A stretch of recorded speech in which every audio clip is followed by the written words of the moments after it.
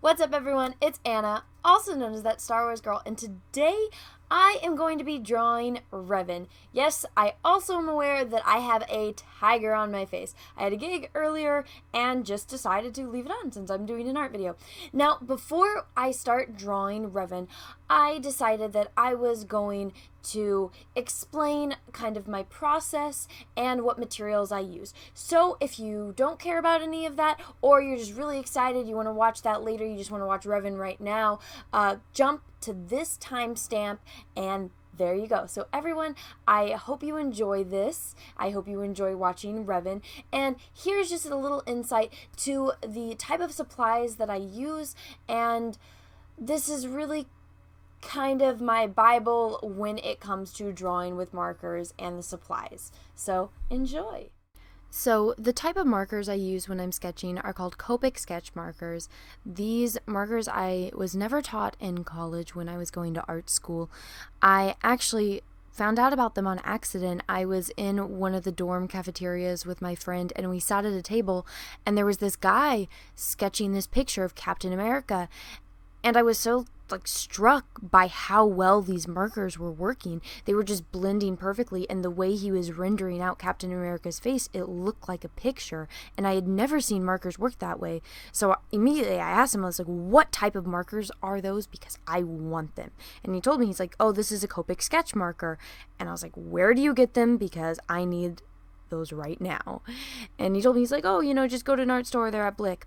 So I ended up going to Blick and I bought a 72 pack. So the way Copics are is that there is a total of 358 colors, and they are very expensive. They're about $8 plus tax per marker. So the cheapest way to buy them is either to do sales and wait around for that, but a majority of art stores do not include Copic markers in their sales. So the way I did it throughout the years was just getting the Copic sketch set in a 72 pack, and yes, that is very expensive, but again, it is worth it, and in the long run, it does save you some money. So some of the great things about Copic markers is that the colors are really, really vibrant and they blend beautifully, especially when you have the right type of paper to work with, but we're going to get to that later.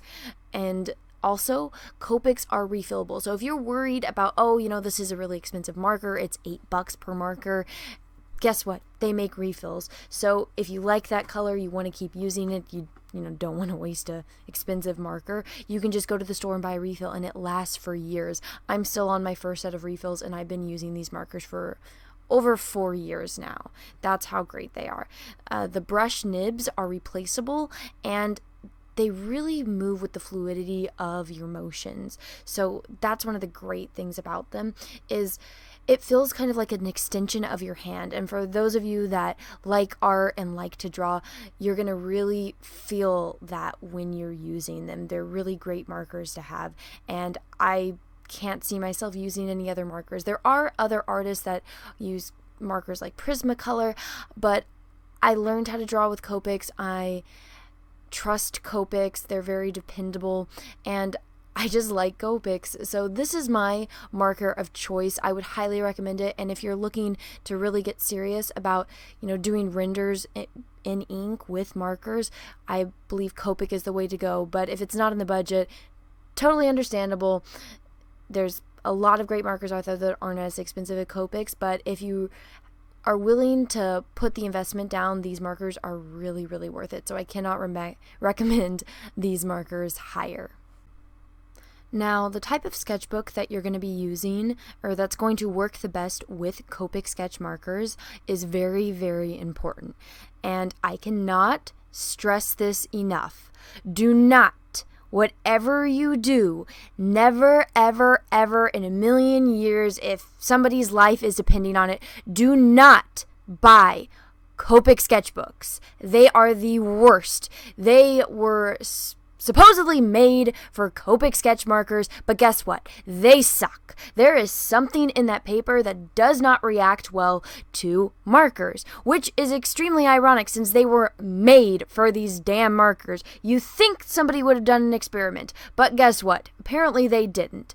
I spent hours working on sketches, and I did them in a Copic sketchbook because I had been using this amazing sketchbook. I ran out of pages, and there was no brand on it. I had bought it years and years ago, so I just figured, oh, it was probably a Copic sketchbook, and the way that the pages were and the way that the sketchbook was, it looked like a Copic. It was just missing the brand on it, so I figured it was just an older model. So I ordered the Copic sketchbook, I sketched out a character, and then guess what? I went to go add the ink, and it's ruined. It was horrible. The second I started laying down the ink, it reacted with the paper and it became blotchy. It looked like I had poured acid all over my drawing. It ruined my sketch, it ruined my ink, and it ruined my mood because I had spent a couple hours drawing out this character and putting the ink down, and then the second I lay that first layer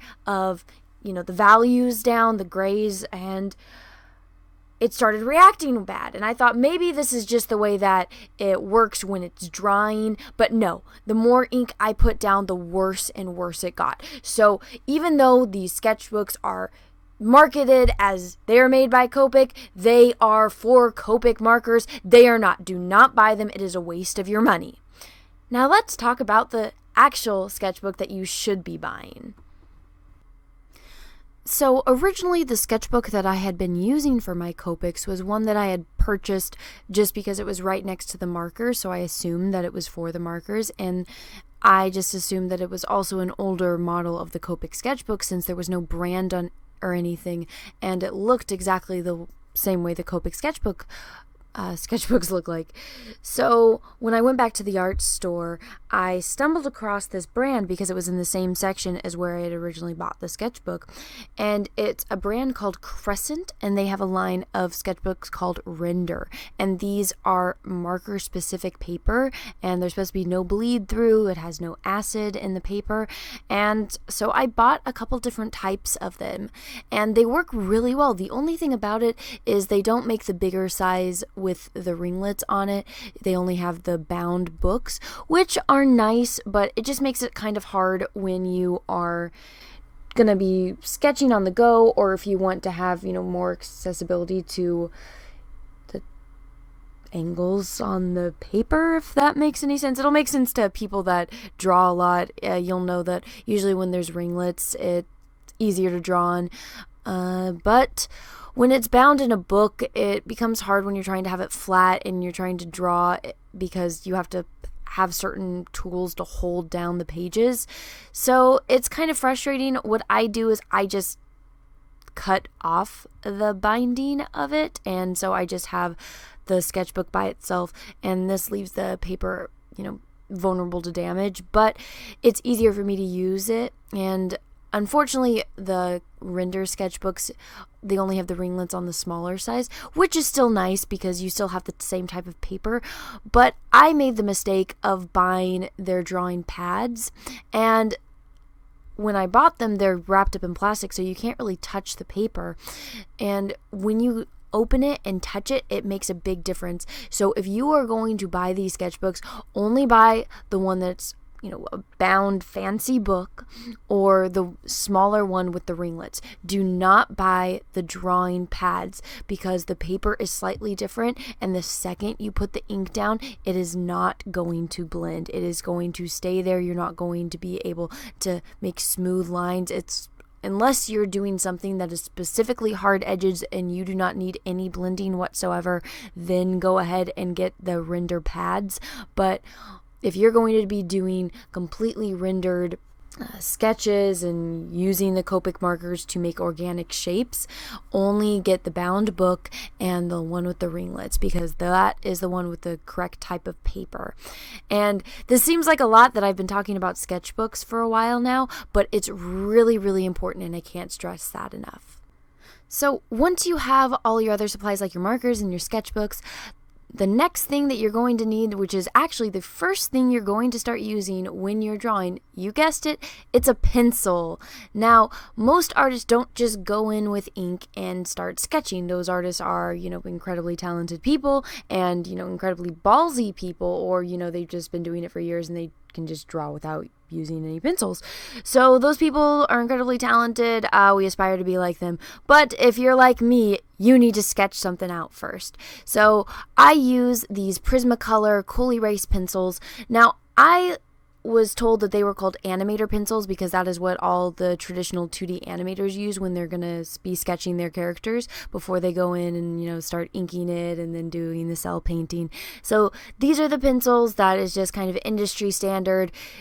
They're like $1. If that's kind of more on the expensive end for them, you can probably get them for cheaper, but they're just awesome pencils. They're really good for when you're just going to sketch something out really fast and then go over it with ink, and they erase very well. So I would highly recommend using this if you want to try doing these techniques that I'm about to show you. Pencil, and I just start sketching out the shape. Now, I have a reference image of Revan on my phone, which you can see in a few of these shots, and I'm just sketching out the way his face is, the way the drapery is over his mask, and I don't know too much about this character except that he's freaking awesome and everyone loves him, and I really can't wait to play Knights of the Old Republic because everyone just tells me that you really need to experience Revan. You can't just read his book, you need to play the game and experience him as a character. So as the little bit that I know about him, he's a very, very intriguing person, and I'm really excited to learn about this character.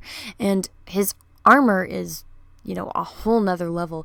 It's very intricate and interesting. I would really like to see the way that he fights in this type of stuff because, I'm a pants type of person. I don't know how these dudes go and do epic lightsaber duels in dresses like this. And yeah, I know this is not the right terminology, but when I look at this, this is a damn dress. When I'm drawing this, this is a freaking dress. And excuse my language, but that's how I feel about this. Now, as you can see, I've sped it up so it looks like I'm drawing really fast, but this actually took me, the sketch alone was about maybe half an hour. That's relatively fast for me. I usually like to take my time and I'm very meticulous. And as you can see, I'm adding the ink now. Now this pen that I'm using, I don't know the name of it. I bought it at Daiso and it works amazingly well. For those of you that don't know what Daiso is like a Japanese dollar store. It's actually about $1.50, but they're really awesome. They're in Southern California and San Francisco, and I stumbled across these pens when I was in college and I use them for everything. They're great for inking. They don't smear when you have the right type of paper, and they work really, really good with Copic markers once I start adding in the shading. And it really makes a difference with line control when you're drawing, so you can see where the changes in texture are, which lines are heavier, and that symbolizes as the edge of something, whereas the lines in the center that are a little bit lighter. It really makes a difference, and for those of you that are interested in comics, you can really tell this when an artist uses this technique when they're inking.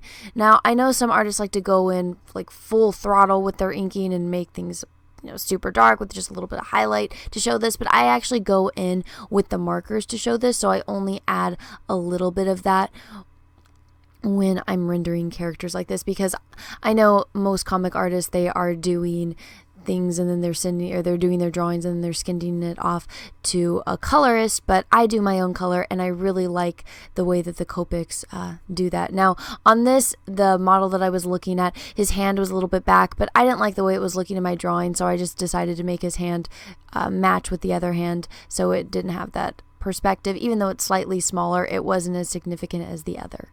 Now, as you can see, I finished with my line drawing, so this is the part where I start adding values. Now, I've said this in a few videos before, but I will reiterate it because it is a very important lesson when it comes to art and trying to draw realism and 3D forms. So, value does all the work, but color gets all the credit. So, when I go into sketching a character like this, I will use the values. Now, this is what people usually call black and white.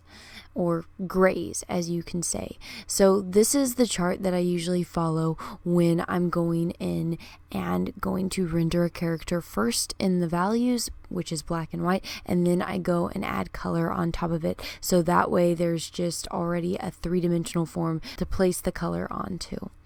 So you can see there's different types of grays. There is the cool gray, neutral gray, toned gray, and warm gray. Now, I tend to use the warm and cool grays a lot just because when you're dealing with lighting, the lighting is either going to be warm or it is going to be cool, and whatever the lighting is, the shadow is going to be the opposite. So if you have a cool light, the shadow is going to be warm. If you have a warm light, the shadow is going to be cool. And this is something that you can learn from just going out in nature or just looking around your own home. And once you know what your light source is, you'll be able to tell the mood and tones that you're going to use when you're rendering an image. Now, as you can see, I've already started to add in value. So what I do is I go in with a base color, which is what the value is of that material. So Revan's hood is actually very, very dark, and I'm actually using the toned grays for this part because it goes with the type of material.